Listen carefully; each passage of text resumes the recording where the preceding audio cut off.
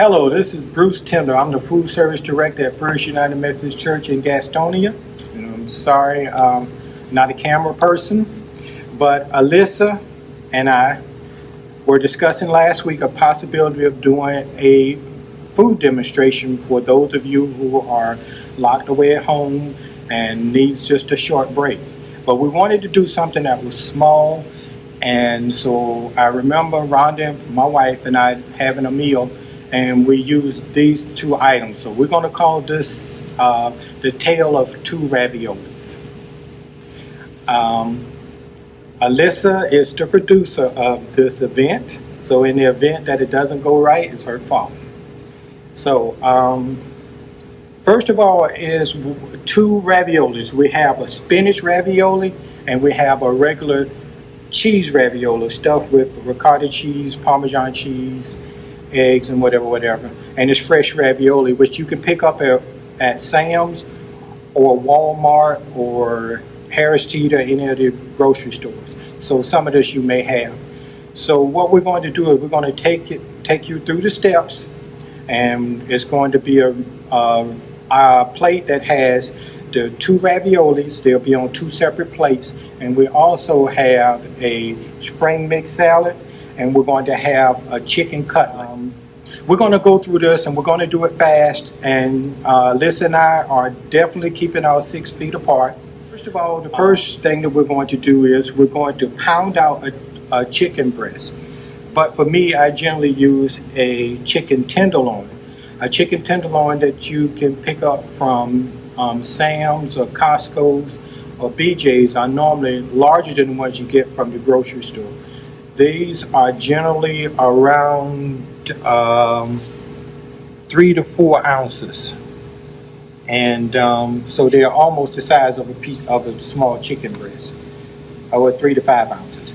And but on this particular one, we're going to pound it out very thin. We're going to create a cutlet and make it as thin as we possibly can. And this would help in the cooking time, and it also help in that the idea of this is that you can get it all done in 30 minutes or less. You may be able to get it done in 15 minutes if you prep it. So one of the things I do is when I pound out chicken, I don't worry about beef and fish. If I have to pound out chicken, I wrap my cutting board. And the reason I wrap my cutting board is because when you think about it, every time you cut on a cutting board, you leave an indentation in it with the knife. And a lot of times food particles get in those indentations, and you wash them, but sometimes they remain in, depends on how deep the cut is. So we're going to pound this out, and I have a mallet here, and I think Alyssa's already taken a picture of all the items we have. And we have this many items because I need to be able to go to them as opposed to running back and forth to the kitchen. So normally what I do is I take the chicken breast and I generally cut this vein off. It's more of an artery than a vein, but I generally cut it off, and it makes the chicken look uniform. And so I pound it, and I generally pound mine with the tenderizer. And the reason I do that is because this, for some reason, if it's not even, the chicken comes out uneven. So I pound it out, up and down to the sides.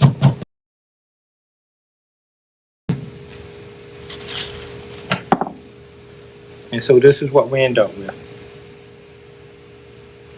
The size of a chicken breast. And through the miracle of TV, my staff has prepared 3 others. And they're all about 3 to 5 ounces. So normally on this plate we use 2 cutlets per plate. And so generally you would get 7 to 9 ounces of protein, which is the chicken. Now we're going to marinate the chicken. And one of the reasons I pound the breast thin is because it'll take the marinade, and also the marinade will go through. And this is a low-fat vinaigrette, and maybe on one of the other demonstrations we'll do one where we'll make the vinaigrette, and I'll show you how I make my olive oil, because it's not 100% olive oil, and that's another story. So what I do is I generally turn them over, because I do both sides. And the reason I do that is because I'm not going to marinate them long. They're not going to be in the marinade long. So I brush the marinade on both sides.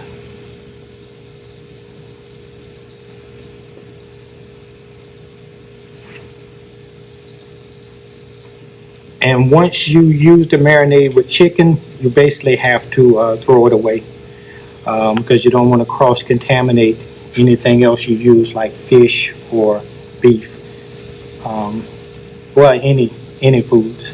And you can generally tell on the chicken tenderloin, it has a film on the upside of the breast. It looks like it's a white film, and that way you can tell, because in the restaurant business, this is the money side. This is the side that everybody likes to see. The other side tends to break up when you cook it, and it's uneven. This one normally is smooth. So we're going to put the Italian dressing on, and then we season it. And you can actually do this in the 30 minutes that we talked about.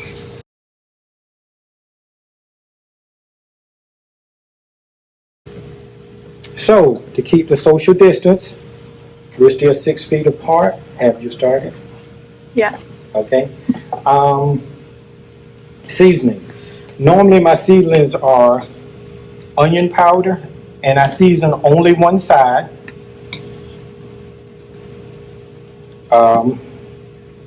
Garlic powder, and these items you can get from the grocery store, generic.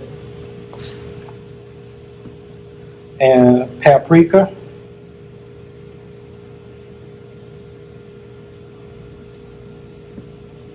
seasoning salt.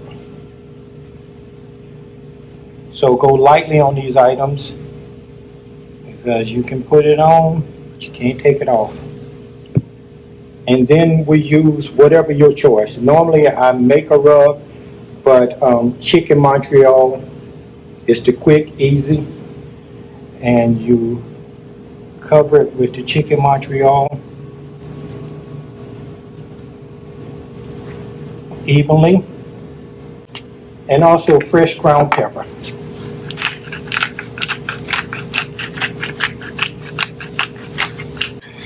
And then we transfer the cutlets to a pan. You can put pan spray, but I use restaurant grade parchment paper, because we use tons of it.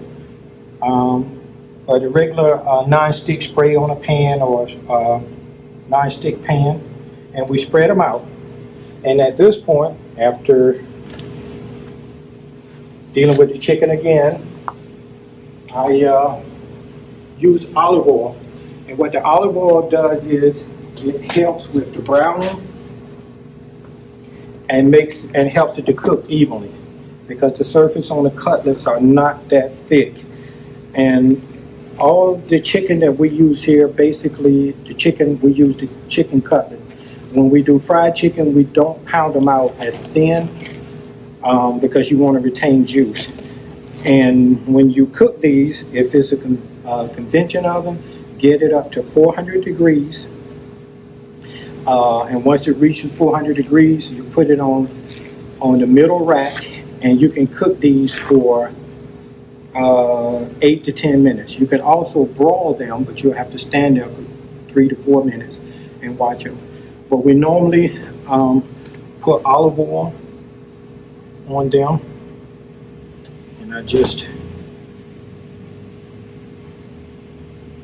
and that helps to sear the top, so you don't have to go through the process of pan searing these. It sears the top, and it helps it cooks evenly.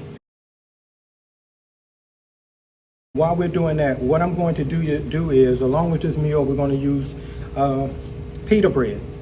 And what we generally do here is we take and we put olive oil on, and then we brush it over the pita bread. And so now what we normally do is we'll put just a very thin, light salting of seasoning salt, and we then use garlic powder. And we do a very light dusting of garlic powder. And we also use fresh ground pepper. Light dusting. And then about a minute before the chicken cutlets are removed from the oven, we stick this in, and that way they are hot and they're seasoned, and that'll accompany once we show you the completed plate. So what we're going to do is the ravioli. This is a spinach and cheese stuffed ravioli, and we bought this from Costco's. Really good. It's really good. Rhonda and I have this at least once a week. And this is the traditional stuffed ravioli with ricotta cheese and herbs and spices, basil. And so also the topping, which we didn't uncover, is going to be a basil sauce. So all of that will be prepared in these two pans. And we're going to start that process. Normally I use seasoning sea salt, very generously with the sea salt, because you want it to taste like the sea. You want your water to taste like the sea. And so I try to use sea salt because it's a little better. Some people have to use iodized salt because they have thyroid problems or whatever, and there's nothing wrong with it. But it's simple. And we also use the olive oil. And we normally put about, depends on what your pan's like, a half a tablespoon of the olive oil, because this won't take long at all. It won't take long at all. And we put the salt in and we put the olive oil in while it's boiling. And so generally what I do is we'll drop them in while they're boiling. And I think each plate will get 4 of the cheese stuff, and each plate will get 6 of the stuffed spinach ravioli. And so you want to let that go, with the water boiling. You don't want to overcook it because generally it's fresh pasta and it cooks a whole lot faster. And so I have a spoon and a fork, and just try not to punch a hole in them. That's why I generally use a spoon, but just move them around because you want to be cooked on the inside. Okay, I'm back. Believe it or not, the chicken is done. And at this point, I'm going to allow these items to stay while we prep the salad mix, which is going to be extremely simple and extremely fast. What we have is a spring mix, a regular spring mix that you purchase in the store. Normally I generally buy the large pack because Rhonda and I eat a lot of salads. So normally what I do is I put carrot curls in it. And you just take a regular potato peeler and you make long strips. Restaurant business, what we do is we take the long strips and we put them in ice water and they curl up. So that's a little trade secret. I get the English cucumber, if that's what you want to call it. I use it. The regular cucumber is cheaper, but on these, I find that they are quicker, the skin is thinner, and so when you put them in a dish, you don't really worry about that aftertaste from the skin. And Normally what we do is make sure that this is cut off because it is done. And I generally, because I've already used that, and I do half moons.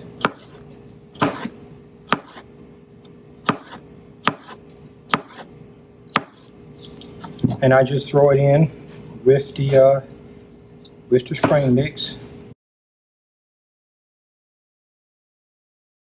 It'll just be a nice light salad that we'll dress with a low-fat vinaigrette.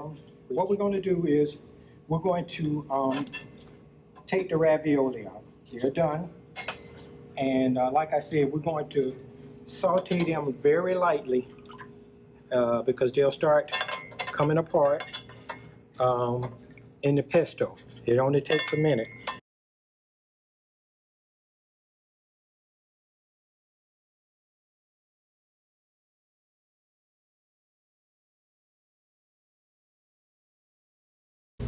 So what we're going to do is generally pesto sauce is probably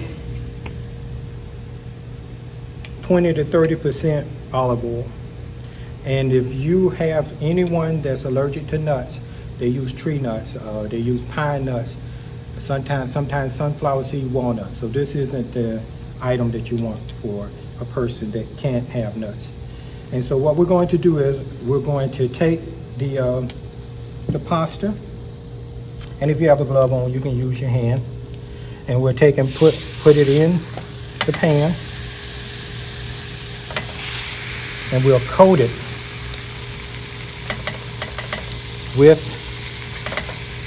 the pesto sauce. Now, one thing, and I know you've heard this before, a lot of times when you cook pasta, word of note, keep your pasta water.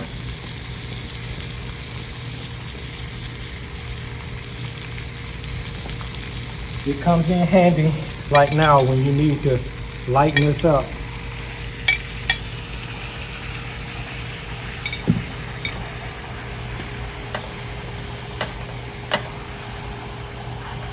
And when you use the pasta water, it's already seasoned, so you don't have to worry about putting salt or it taking away from the taste of your dish. So this is good, and it's already started to boil. And so basically you just want to cover it and coat it with the pesto. Doesn't look that appetizing right now, but trust me, we're going to make it look a whole lot better and hopefully taste better. Okay, so now we're going to start on the spinach. Okay, we'll put the spinach ravioli in the pan with a little bit of pasta water that you used when you were cooking the pasta.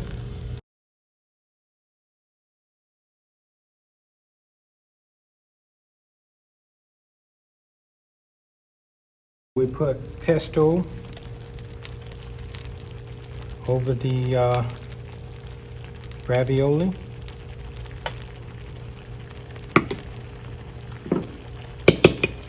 And we'll move it around a little,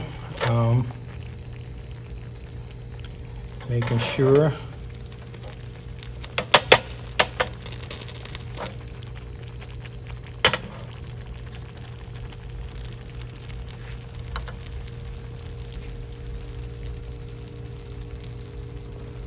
and you only have to saute it for a short period of time. You basically want to the water that you put in, that's why you don't really need to put a lot of water, just enough water to keep them moving around so they won't stick. And then maybe a minute and a half, 2 minutes.